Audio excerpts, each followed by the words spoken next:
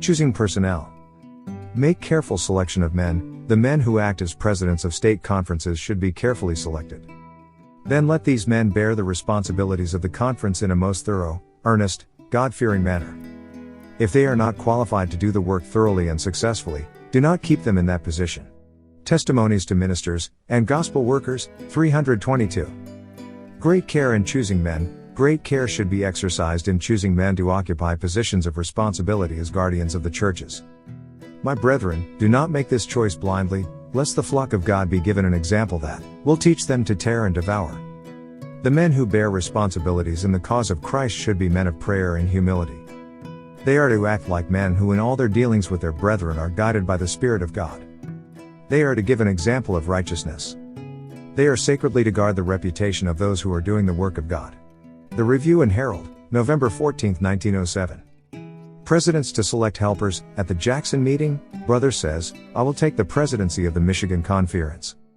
And then I sat down before him and laid it out as plain and distinct as I was capable of, what the Lord would have the men in responsible positions do. They should select helpers. He needed one right by his side, and if there were 2 or 3 that could work right in with him, and he not do the work, but try to educate them, it would be better, and they would thus be trained for the work. Said I, what are we going to do? We are going to be brought up here without any workers. Well, he says, that is the right thing to do. But he never lifted a finger, nor followed the direction given, in one item as I know of. Manuscript 19b, 1890, July 14, 1890, Methods of Labor in Conducting Camp Meetings. Mistakes not an evidence of unfitness. How my heart aches, 53, to see presidents of conferences taking the burden of selecting those whom they think they can mold to work with them in the field. They take those who will not differ from them but will act like mere machines. No president has any right to do this. Leave others to plan, and if they fail in some things do not take it as an evidence that they are unfitted to be thinkers. Our most responsible men had to learn by a long discipline, and practice how to use their judgment. In many things they have shown that their work ought to have been better. Letter 12, 1885, October 28, 1885, to Butler and Haskell. Choose wise men. For years the Lord has been instructing us to choose wise men, men who are devoted to God, men who know what the principles of heaven are, men who have learned what it means to walk with God, and to place upon them the responsibility of looking after the business affairs connected with our work. This is in accordance with the Bible plan as outlined in the 6th chapter of Acts. We need to study this plan, for it is approved of God. Let us follow the word. The Review and Herald, October 5, 1905. Choose men who can be trusted. God will teach his people to move carefully, and to make wise choice of men who will not betray sacred trusts.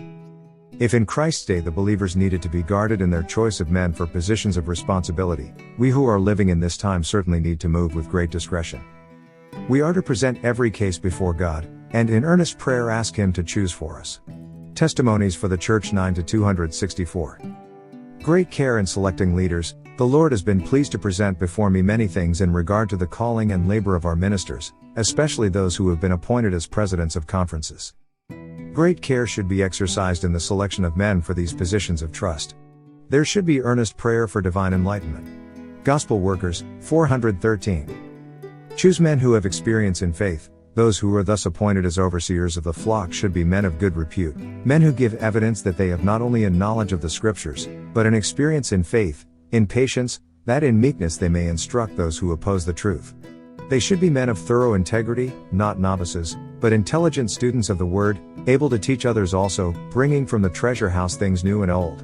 Men who in character, in words, in deportment, will be an honor to the cause of Christ, teaching the truth, living the truth, growing up to the full stature in Christ Jesus. This means the development and strengthening of every faculty by exercise, that the workers may become qualified to bear larger responsibilities as the work increases. Gospel Workers, 413.